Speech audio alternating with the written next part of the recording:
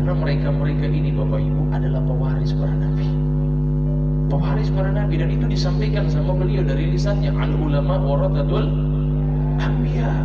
Ulama itu pewaris para nabi. Ulama bagaimana? Jangan salah, ulama banyak loh nanya. Ada ulama nggak ada takut-takutnya. Ada ulama imanuhum fi anfusihim.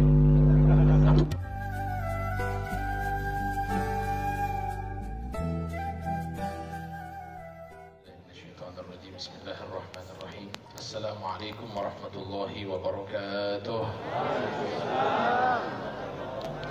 Alhamdulillah alladzi bi ni'matihi tatimmu shalihat wa tanzilul barakat wa tahsulun nafahat. Sallallahu wasallam ala sayyidi sadat wa qudwatil qadat wa ala alihi wa sahbihi ahli al-fadail wal karamat. Subhanaka la ilma lana illa ma 'allamtana innaka antal qawli wahdi qalbi wa saddid lisani bihaqqi sayyidi wa habibi Muhammadin sallallahu alaihi wasallam. Yang sama-sama kita muliakan dan dimuliakan oleh Allah, guru kita bersama Abuya Syekh Haji Amran Wali Al-Khalidi hafizahullah ta'ala wara'ah. Mudah-mudahan Allah jaga beliau, Allah panjangkan umur beliau, diberi kesehatan zahir dan batin, amin ya rabbal alamin, serta keluarga besar beliau dan umi serta putra putri beliau.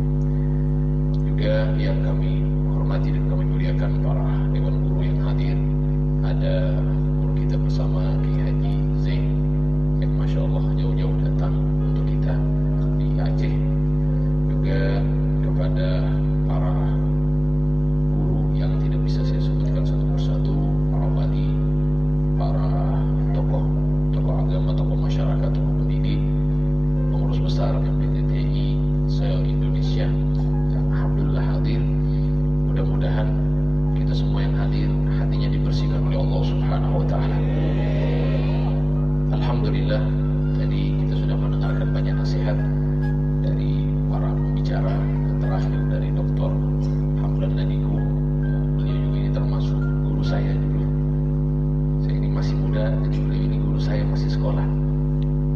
Alhamdulillah, tadi telah memberikan nasihat kepada kita, dan alhamdulillah pada malam hari ini kita lanjutkan lagi Maulid Nabi. Kemarin kita Maulid Nabi, sekarang Maulid Nabi. Maka alhamdulillah malam hari ini mungkin saya ingin melanjutkan saja yang kemarin, karena kemarin Maulid Nabi juga. Banyak yang tanya ke saya, benar itu Maulid atau Maulud? Hah? Maulid atau Maulud?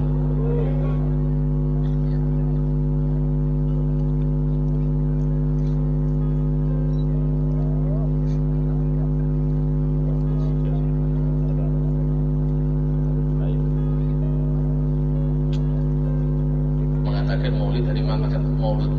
Ini membedakan lagi, sampai-sampai ada yang berkelahi gara-gara Maulid dan Maulud. Maka alhamdulillah, ternyata kalau ada orang bilang Maulid ya nggak masalah, dibilang Maulud juga nggak masalah. Karena kalau kita bilang Maulid, maka yang kita bicarakan adalah waktu kelahiran dan tempat kelahiran. Kalau kita bilang Maulud, maka juga tidak salah, karena yang kita bicarakan adalah sosok yang dilahirkan, yaitu baginda Nabi Muhammad sallallahu alaihi wasallam. Jadi malam ini kita Maulid atau Maulud? Bingung lagi, sudah dijelaskan tadi. Dua-duanya boleh ya, tidak ada masalah. Alhamdulillah, kita kemarin sudah membahas tentang masalah bagaimana Rasul sallallahu alaihi wasallam, keindahan beliau. Cuman kemarin saya lupa, kemarin saya menyampaikan ada dua hal yang mana kasusnya Nabi Yusuf itu tidak pernah terjadi kepada Nabi Muhammad. Ya, karena Nabi Muhammad diberikan dua kelebihan yang tidak diberikan kepada nabi-nabi yang lain. Yang pertama, Nabi Muhammad diberikan nur. Itu yang disebutkan oleh Sayyid Muhammad bin Abdul Maliki dalam kitab beliau Al-Insanul Kamil. Ya, ini tentang bicara tentang Rasul sallallahu alaihi wa ala alihi wa sahbihi wasallam. Nah, ini dijelaskan bahwa pertama Nabi Muhammad diberikan nur, sebagaimana dalil yang kemarin ya sempat kami sampaikan, tengok terlalu lama baginda Nabi. Di situ dalam Maulid Taibai dikatakan man ra'ahu badihatan habah. Nabi Muhammad itu kalau ditengok itu wibawanya tinggi sekali. Ya, sehingga para sahabat itu ketika di hadapan Nabi seakan-akan ada burung di kepala mereka. Jadi tidak gerak sama sekali. Saking alhamdulillah melihat keindahan Rasul sallallahu alaihi wasallam yang begitu luar biasa, maka para ulama membicarakan tentang bagaimana kita semua bisa mengetahui syama'ilnya Nabi. Kalau sejarah Nabi, pembicaraannya mengenai kapan lahirnya Nabi, kapan wafatnya Nabi, umur 4 tahun siapa yang mengasuhnya, siapa yang menyusui, itu namanya sejarah sirah. Tapi kalau berbicara syama'il, maka ini yang kita bicarakan bagaimana kepribadian Rasulullah SAW, akhlaknya Nabi, ciri fisiknya Nabi. Oleh karena itu ada buku yang luar biasa. Ya, kalau kita ingin melihat bagaimana keindahan Rasulullah, ini kita bisa saksikan insya Allah di dalam mimpi. Karena orang kalau lihat Nabi dalam mimpi, maka nyata itu melihat Nabi. Ya, sampai-sampai disebutkan oleh Rasulullah, man ra'ani fil manam faqad ra'ani haqqa. Orang yang melihatku dalam mimpi, kata Rasulullah, maka nyata dia telah melihat aku. Fa inna syaitan la yatamatsalu bi. Karena setan itu enggak mungkin menyerupai baginda Nabi Muhammad sallallahu alaihi wasallam. Nabi Muhammad itu enggak mungkin diserupai sama setan. Tapi ingat, setan bisa mengaku nabi. Nah, ini jangan salah paham ini ya. Setan bisa mengaku nabi, serupa dengan nabi enggak boleh dia. Tapi dia bisa mengaku Nabi Muhammad. Di situ tak jarang, banyak sekali orang-orang yang mengaku jumpa sama Nabi, tapi pada hakikatnya dia nggak jumpa sama Nabi. Waktu itu ada satu orang datang ke rumah, dia bilang, Habib, bilang ya, saya ini kelebihan yang luar biasa, mudah-mudahan ya hati kamu dibersihkan oleh Allah. Dia bilang, saya jumpa Rasulullah. Saya tanya, ini orang Masya Allah baru tobat juga soalnya. Saya tanya, bagaimana ciri-ciri Nabi yang kamu lihat? Ya di apa namanya, syahma itu yang lembut ini ujung apa namanya, pangkal ini. Kemudian beliau terkadang panjangkan sampai ke jumah, ya, pertengahan. Terkadang beliau panjangkan sampai ke lima. Nah ini rambutnya Rasulullah. Saya bilang oke lah, sampai ke pundak tidak apa-apa, panjang sudah. Kemudian ciri kedua apa yang kemudian? Habib pakai jubah putih. Dia bilang oke, Nabi Muhammad itu suka pakai yang putih-putih, ya, sebagaimana kita ya, MBTTI ahli tasawuf itu paling gemar dengan menggunakan baju putih. Coba lihat Abu ya, keseharian beliau putih-putih, beliau suka dengan putih karena Rasulullah SAW sangat mencintai putih. Nah itu, jadi Nabi Muhammad sering pakai putih. Oke, terus yang kedua, ketiga apa? Kamu lihat lagi cirinya. Dia bilang, Habib, rambutnya putih semua. Waduh, saya bilang barangkali itu kakek yang di samping rumah kamu ya Mama. Nah ini bukan Nabi ini. Karena Rasulullah itu hadirin, disebutkan dalam riwayat itu beliau sebelum meninggal tidak ditemukan di rambut beliau, janggut, preok beliau sampai 20 helai rambut putih. Gak sampai 20 helai. Jadi semuanya hitam. Dan umur beliau 63 tahun. Jadi itu keindahan Rasulullah SAW. Jadi saya bilang itu barangkali kami samping rumah yang kamu lihat. Maka subhanallah jamaah sekalian dan dimuliakan Allah Subhanahu wa taala. Nah ini Nabi Muhammad itu cirinya beliau rambutnya terkadang beliau panjangkan yang saya sampaikan tadi. Kemudian rambut beliau ikal berombak. Kemudian rambut beliau sangat hitam. Kemudian Nabi Muhammad SAW memiliki alis yang tebal dan panjang. Disebutkan dalam riwayat itu di antara sini kayak seperti ada bulu-bulu halus sallallahu alaihi wasallam. Kemudian Nabi Muhammad memiliki mata yang indah dan besar sesuai dengan ukuran wajahnya. Matanya Nabi itu Bapak Ibu, hitamnya sangat hitam dan putihnya sangat putih. Hitamnya sangat hitam dan putihnya sangat putih, dan terkadang memang merah. Ya karena beliau sallallahu alaihi wasallam itu sering kali tahajud, jarang tidurnya. Jadi sehingga ketika pagi hari kelihatan merah yang putihnya sallallahu alaihi wasallam. Hidung Nabi Muhammad mancung hadirin. Mancungnya beliau tegak berdiri, bukan bengkok. Ada orang yang tinggi hidung, bengkok kan di depan. Ini tegak berdiri Nabi Muhammad punya hidung. Ya, dan subhanallah lubang hidung beliau standar. Ukuran hidung beliau jadi standar lubang hidungnya. Ada orang yang hidung tinggi, masya Allah lubang hidungnya besar begitu. Artinya ini keindahan Nabi Muhammad, ketampanan beliau sallallahu alaihi wasallam. Kemudian Nabi Muhammad SAW itu beliau memiliki kepala, bentuk kepala beliau panjang sedikit ada lingkaran. Panjang sedikit ada lingkaran. Muhammad SAW itu bidang beliau antara pundak satu dan pundak sebelah itu lebar, luas. Besar Nabi Muhammad SAW. Ya, tingginya Nabi itu tinggi beliau tidak terlalu tinggi dan tidak terlalu pendek. Cuman disebutkan dalam riwayat Nabi Muhammad itu kalau ada orang yang pendek dari beliau, itu kalau berada di depan Nabi langsung sejajar dengan Nabi Muhammad. Coba lihat keindahannya. Bahkan masalah ketampanan, kalau Nabi Yusuf alaihissalam, ada satu orang yang mendekati Nabi Yusuf, yang di samping Nabi Yusuf, itu orang kelihatan jelek sekali. Karena kalah dengan ketampanan Nabi Yusuf. Tapi kalau Nabi Muhammad, ada orang jelek berada di sampingnya, itu orang jelek langsung ganteng gara-gara Nabi Muhammad. Sallu ala Nabi Muhammad. Indah Nabi Muhammad hadirin. Maka oleh karena itu subhanallah, Nabi Muhammad SAW juga memiliki dada dan perut sama rata. Dada dan perut sama. Kalau kita rata-rata sama barangkali. Ya, dada dan perut beliau sama rata. Beliau nggak buncit Nabi Muhammad. Coba lihat ahli sufi rata-rata, masya Allah. Kita lihat abuya kita, guru kita, masya Allah. Ini masya Allah kita ini. Gimana apalagi bulan Maulid begini. Tiap hari makan, nggak habis-habis makan ini. Masya Allah. Cuman jangan khawatir hadirin. Ada riwayat dari Sayyidina Ali bin Abi Thalib. Sayyidina Ali itu salah satu fisik beliau, itu beliau sedikit ada buncit. Jadi kalaupun kita nggak ambil riwayat dari Nabi, paling tidak dari Sayyidina Ali bin Abi Thalib. Jadi insya Allah ada dalil sedikit buat yang ya, buncit-buncit sedikit lah. Cuma rata-rata kita ini masya Allah. Ya, mudah-mudahan kita bisa mencontohi guru-guru kita. Amin. Jamaah sekalian yang dimuliakan Allah Subhanahu Wa Taala, juga Nabi Muhammad SAW memiliki bulu-bulu yang halus yang timbul di dada beliau sampai ke pusat. Bulu halus itu berjejer seperti pasukan perang yang ingin melaksanakan perang. Rapi betul. Itu disampaikan oleh Sayyidatuna Aisyah radhiyallahu taala anha. Maka ini keindahan Rasul sallallahu alaihi wasallam, banyak kalau kita ceritakan. Di situ disebutkan dalam kitab Al-Wasail al-Usul ila Syama'il Rasul, yang ditulis oleh Syekh Yusuf An-Nabhani, juga ditulis oleh Al-Imam Abu Ja'far At-Tirmidzi, itu dalam kitab Asy-Syama'ilu Al-Muhammadiyah. Itu dijelaskan, ada terjemahannya bahasa Indonesia. Kita bisa lihat bagaimana keindahan akhlak Rasulullah sallallahu alaihi wasallam. Jamaah sekalian dimuliakan Allah, saya tadi mendengar dari apa yang disampaikan oleh Pak Yufri ya, Ketua MPTT atau Ratib Seribe ya, Ketua Ratib Seribe menyampaikan, Abuya itu seringkali menyampaikan jangan musuhi orang, maafkan orang. Masya Allah. Saya kalau dengar ini teringat Rasul sallallahu alaihi wasallam. Bagaimana Nabi SAW akhlaknya sudah juga seperti itu. Karena mereka-mereka ini Bapak Ibu adalah pewaris para Nabi. Pewaris para Nabi, dan itu disampaikan sama beliau dari lisannya, al-ulama warathatul anbiya. Ulama itu pewaris para Nabi. Ulama bagaimana? Itu yang harus ditanya, ulama bagaimana?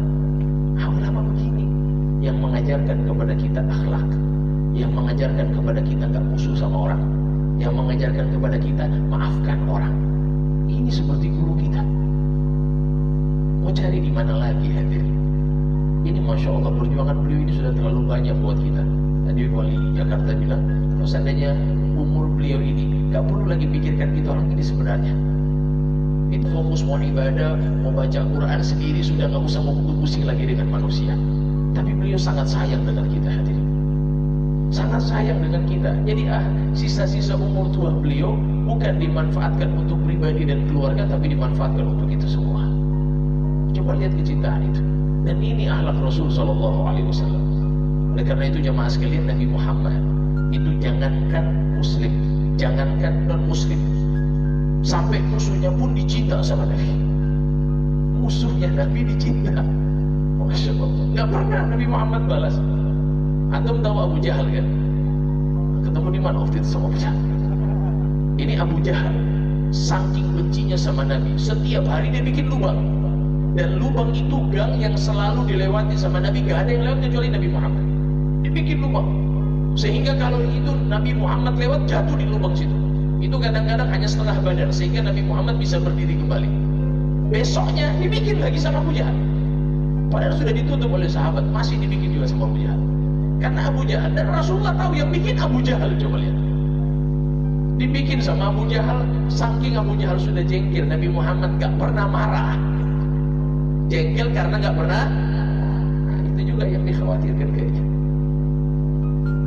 Karena guru kita gak marah-marah, tetap dibikin lagi sampai beliau marah. Tapi akhirnya Masya Allah, coba lihat, tenang-tenang saja.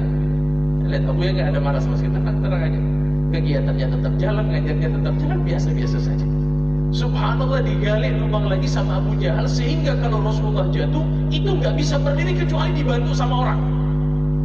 Akhirnya Masya Allah, Abu Jahal gali sampai dalam, sehingga dia yang jatuh duluan ke situ. Dia yang jatuh. Ketika jatuh Nabi Muhammad lewat.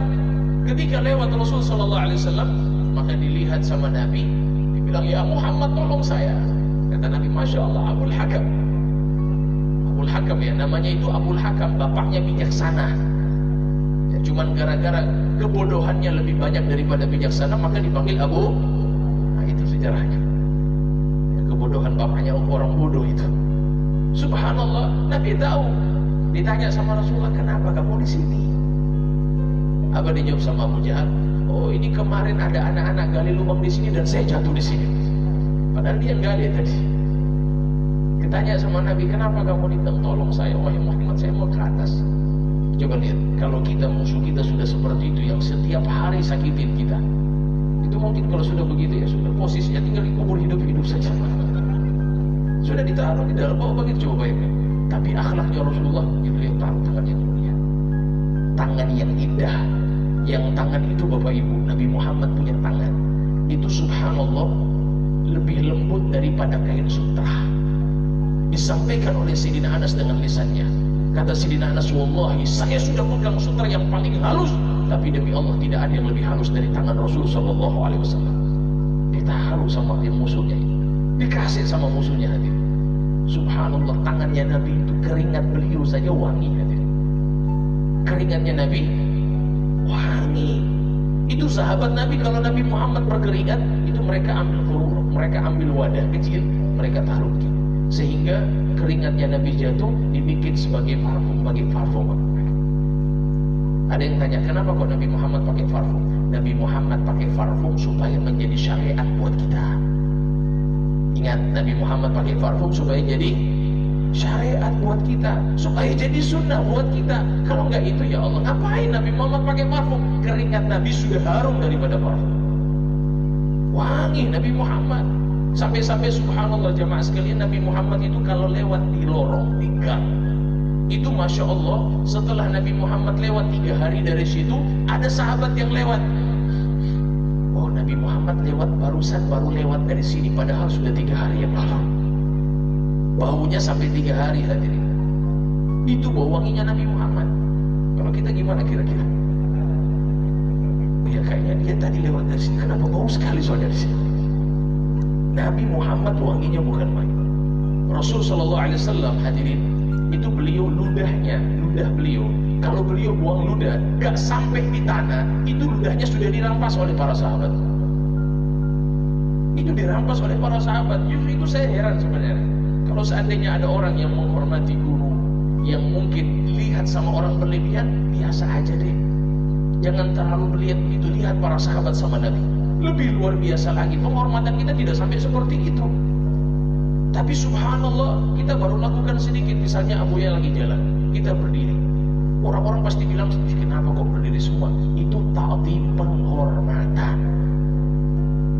Itu Masya Allah, ketika beliau lagi berdiri, beliau datang, sahabat berdiri. Nabi bilang duduk. Duduk sebagian, ada yang tidak duduk. Akhirnya ditanya, kenapa kamu tidak duduk?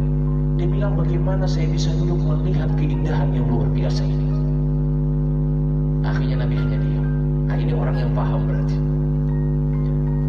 Begitu juga hadirin jemaah sekalian, manfaat itu bukan sama Abu, ya manfaat sama kita. Kita berdiri manfaatnya sama kita, bukan sama Abu. Abu yang nggak butuh kita berdiri. Kita yang dapat manfaat. Abu yang nggak butuh dinaikin seperti tadi. Kita yang dapat manfaat itu semua.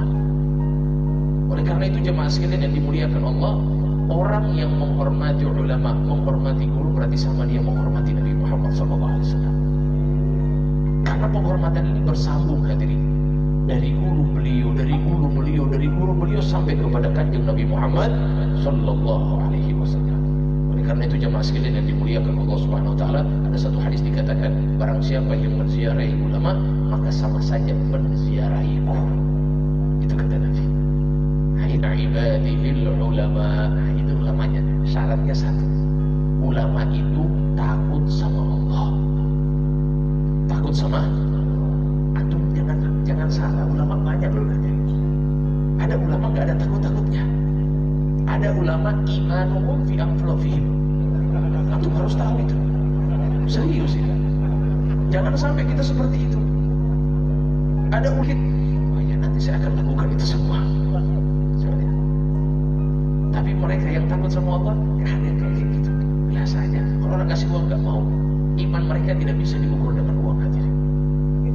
Ini innama yakhsyallaha min ibadihil ulama. Ada para wali Allah. Gak ada rasa takut miskin, gak ada rasa takut melarat, menderita, gak ada dalam hati mereka. Ala inna awliya Allah la khaufun alaihim wa la hum yahzanun. Para wali-wali Allah, kekasih-kekasih Allah itu gak ada rasa takut dalam hati mereka. Gak ada rasa sedih menderita mereka. Gak takut karena mereka yakin yang membawa mereka, yang menjaga mereka, yang selalu bersama mereka adalah itu ulama yang hakiki. Maka karena itu jamaah sekalian, saya luar biasa melihat akhlak yang ada sama Buya. Insyaallah mudah-mudahan Allah panjangkan umur beliau. Allah Subhanahu wa taala selalu memberikan kita manfaat melalui jalur beliau. Amin ya rabbal alamin. Dan satu kisah luar biasa. Ini saya kalau bicara Nabi Muhammad mungkin kita bilang itu Rasulullah. Kita sulit kayaknya Habib. Ya, saya bilang oke lah yang sudah meninggal. Yang sudah meninggal dunia, ada salah seorang ulama di Jeddah namanya Al-Imam Abdul Qadir bin Ahmad As-Saqaf. Itu beliau ulama yang masyhur, terkenal waktu itu, dan memang dengan kesufian yang luar biasa yang beliau Masya Allah luar biasa. Pernah dikatakan itu beliau kalau baca satu juz hanya 7 menit. Satu juz 7 menit. Jadi barokah waktu sama mereka. Itu orang-orang soleh, Masya Allah hadirin, barokah waktu sama mereka. Itu waktu itu beliau diundang. Ini mungkin penutup daripada tausiah saya. Waktu itu diundang, mungkin ada keizin setelah ini. Ketika diundang dalam acara ramai seperti ini, tiba-tiba mobil datang. Sudah selesai acara. Al-Imam Abdul Qadir bin Ahmad As-Saqaf, itu beliau keluar, mobilnya dibuka sama panitia. Itu masuk beliau, Al-Imam Abdul Qadir. Beliau baru meninggal 2010 kemarin. Ketika masuk beliau, ditutup pintunya sama panitia. Beliau langsung teriak, Masya Allah, Jazakumullah khair, terima kasih banyak atas jamuan kamu, atas pelayanannya kepada kami. Terima kasih. Kata panitianya, oh iya Imam, iya Syekh, makasih banyak. Kamu telah memenuhi undangan kami, kamu telah menghormati undangan kami sehingga kamu bisa datang ke sini. Kata Imam Abdul Qadir, iya sama-sama. Akhirnya jalan, hadirin, mobilnya jalan. Sampai beberapa ratus meter kemudian, Syekh Abdul Qadir bilang apa? Give, berhenti mobil. Ditanya sama sopir, kenapa wahai guru? Dibilang, bentar, saya mau buka pintu dulu. Dari tadi tangan saya kejepit di pintu mobil. Coba lihat hadir. Dari tadi tangan saya kejepit di pintu mobil. Ditanya, kenapa kamu tidak bilang wahai guru dari tadi sama panitianya kalau dia yang lakukan? Apa jawaban beliau? Saya khawatir nanti dia merasa bersalah kepada saya. Saya nggak mau dia nggak bisa tidur gara-gara memikirkan kesalahan ini kepada saya. Jadi saya tutupi, nggak apa-apa. Coba lihat, kira-kira makhluk Masya Allah. Kita bisa lihat dari guru-guru kita yang di depan kita ini, murabbi kita sudah jelas nggak marah. Ngapain mau marah? Ya, karena mereka pikir yang ini datang dari Allah, ngapain? Subhanallah, nggak marah sama sekali. Dan ini Masya Allah Jabrul Khatirnya Abuya yang saya dapatkan ini luar biasa. Jabrul Khatir beliau selalu menjaga perasaan orang. Ya, jadi jangan sampai orang lain tersinggung, jangan sampai orang lain merasa tidak dihargai. Itu dari kemarin, subhanallah, semuanya dapat bagian. Dari Manado, dari Padang, dari Rio. Sebenarnya saya bilang mau ngapain sebenarnya? Kalau seandainya kita mau dibicarakan satu persatu, ngapain? Sebenarnya kita orang datang gara-gara beliau, nggak ada yang lain. Tapi beliau tetap memberikan hak-hak. Ini mengatir. Di situ Nabi SAW sampaikan apa? Afdhalul a'mal idkhalus sururi ala qalbil mu'min. Paling afdalnya amal itu memberikan kegembiraan di hati saudara muslim. Ini yang diamalkan oleh Allah. insyaallah mudah-mudahan hati kita dibersihkan oleh Allah Subhanahu wa taala. Dan alhamdulillah saya tadi sudah sampaikan ke Abu ya untuk izin pamit, dan Abu ya insyaallah mudah-mudahan sudah mengizinkan kepada kami untuk kembali malam ini ke Banda Aceh, dan para jamaah khususnya yang ada di Aceh maupun saudara-saudara yang di Padang, di Riau. Tadi Abu ya sudah sempat sampaikan, Habib kalau mau ke Padang ini hubungi ini, Habib kalau mau ke Jambi hubungi ini, Habib kalau mau ke sini hubungi ini. Saya bilang insyaallah Abu, insyaallah mudah-mudahan dimudahkan sama Allah. Dan saya mohon maaf khususnya kepada guru kita Pak Abu ya, mohon maaf kalau mungkin selama ini kami terlalu banyak sultan, kami terlalu banyak salah sangka, kami terlalu banyak kesalahan baik zahir maupun batin, mohon dimaafkan. Juga kepada para dewan guru semuanya, para jamaah yang sudah berkhidmat, terima kasih banyak. Mudah-mudahan antum yang berkhidmat dibalas oleh Allah Subhanahu wa taala, insyaallah bisa mendapatkan ma'rifat yang sebagaimana diinginkan oleh guru kita. Amin ya rabbal alamin. Terima kasih banyak dan mohon maaf segala kekurangan. Billahi taufiq. Assalamualaikum warahmatullahi